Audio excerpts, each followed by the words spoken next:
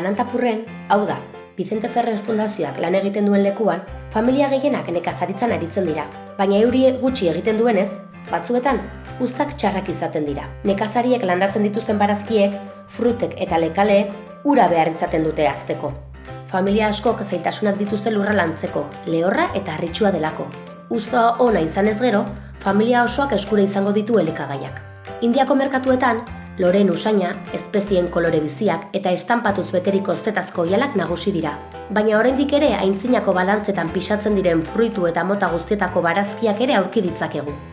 11 postuetan, lore petaloak, samosak, frutazuko gozoak edo saltzaileen lurretan ekoitzitako barazkiak saltzen dira. Inoiz joan altzarete Indiako janaria eskaintzen duen jatetxe batera? Sukaldaritza gehien bat vegetarianoa da. Arroz, barazki eta esnekietan oinarritutakoa. Espezia eta gozagarriak ere oso joriak dira Indiako sukaldaritzan. Indiako espeziarik ezagunena kurria da, baina berez ez da espezia bat. Espezia hauts askoren nahastea baizik. Hala nola, kurkuma, zilantroa, kanela, kuminoa, ziape aleak eta beste asko. Indiako janariaren ezaugarri nagusietako bat da oso mina dela.